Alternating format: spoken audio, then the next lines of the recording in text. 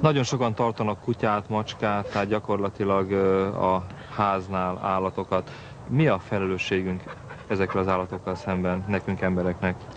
Hát az, hogy ők ránk vannak utalva, mert hogy több ezer éve háziasultak, és örökérvényű az, hogy amit egyszer megszelídítettél, azért egy egész életen át felelős maradsz.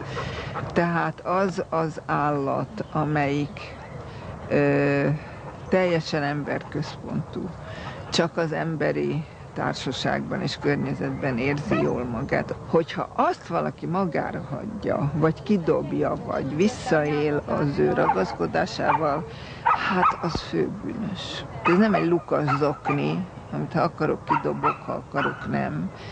Ez élőlény. Ez a társam. Még akkor is, ha az udvarban lakik.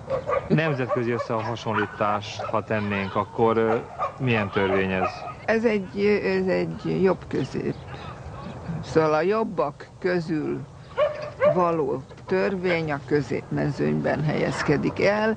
A hibája az, hogy csak a gerinces állatokról rendelkezik, ami elég nagy hiba. Vannak benne olyan neuralgikus pontok, ahol ugye a pénz legyőzi a lelkiismeretet, ez a libamájtermelés. És vannak benne itt-ott kiskapuk, például a kísérleteknél is.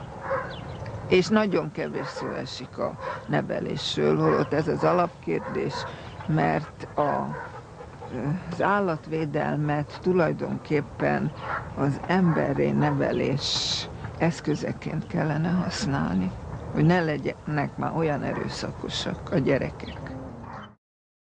Egyszerűen szkeptikus vagyok azokkal szemben, akik állatokkal kereskednek. Azokra gondolok, akik minden munka nélkül egyszerűen elveszik a természetből azt, ami oda tartozik, és a saját hasznukra kereskednek vele. Ezek olyanok, mint hogyha kirabolnának egy ékszerüzletet. Így válhatnak vadállatokból házi kedvencek, de vajon valóban válhatnak-e? Valójában nem válhatnának. Ez sajnálatos módon megint összefügg a gazdasággal. Tehát új gazdagék azzal flancolnak, hogy akkor nekik házi macska helyett tigrisük van. Ez butaság. Ezért volna kívánatos, hogy Magyarország végre csatlakozzon ahhoz az európai konvencióhoz, amely kereken kimondja, hogy vadon élő állat házi kedvencként nem tartható. Ezt ugyan bevettük a magyar állatvédelmi törvénybe is, paragrafusként, de hát ki tudja, hogy mi fog történni vele. Élhetünk-e állatok nélkül? Valószínűleg nem, mert a világ úgy kerek egész, hogy mindenféle élőlények vannak benne, és hogyha nincs állat, akkor nem csak szegényebb a világ, de az az érzésem, hogy perceken belül nem lesz ember se. Egyszerűen társak vagyunk, és mindannyian ezen az egy földön élünk.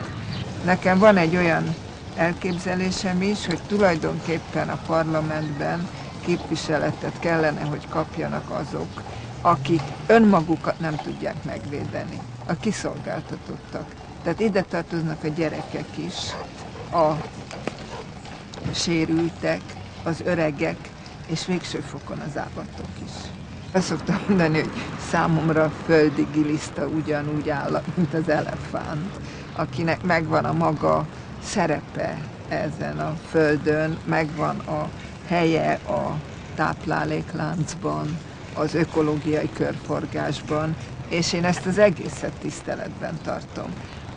Én soha nem szoktam azt mondani, hogy szeretem az állatokat csak úgy nagy általánosságban, mert ilyen nincs.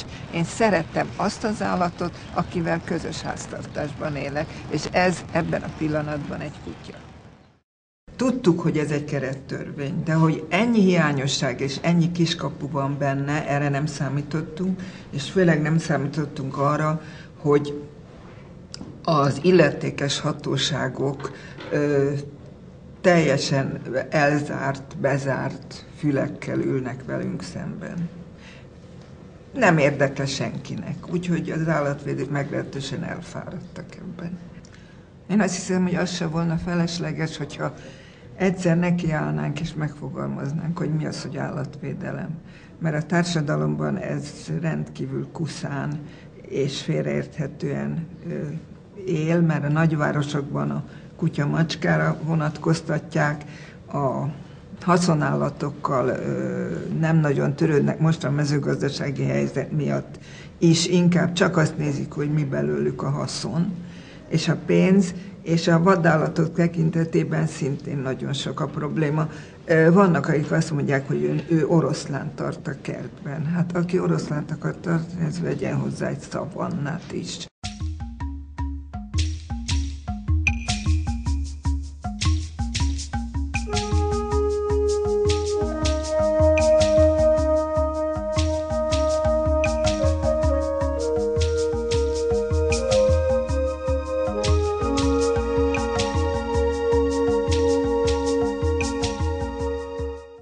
Én szkeptikus vagyok, és azt mondom, hogy a csillogó szemű fiatal az egy pár éven belül elvégzi az egyetemet, dolgoznia kell, családot alapít, el kell őket tartani.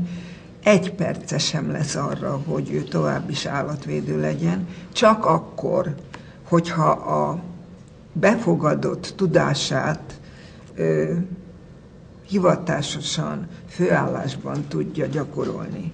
Tehát gondolok azokra a most társadalmi munkában dolgozó egyetemistákra, akik hát egy idő után azt fogják mondani, hogy na de miből éljek meg. A Fauna Egyesület a FÁR segítségével csinált egy ilyen szakképzést állatvédelmi felügyelők részére, úgyhogy ki van képezve 100 ember. Na de nem kapnak állást, mert tulajdonképpen a külföldi gyakorlat az, hogy ezek a felügyelők az önkormányzatok státuszában dolgoznak, és szakmailag tartoznak a civil szervezetek szakembereihez. Na most ez itten teljesen lehetetlen és reménytelen. Nem fűt már olyan lelkesedés, mint régen, mert nincs rá vevőkapacitás. Szóval látom, hogy falra hányjuk a borsót, rengeteg tudást halmoztunk fel a külföldi kapcsolataink révén, de képtelenek vagyunk bármit is tenni a megvalósításért, mert ehhez állami segítség szükséges. Elfáradtam.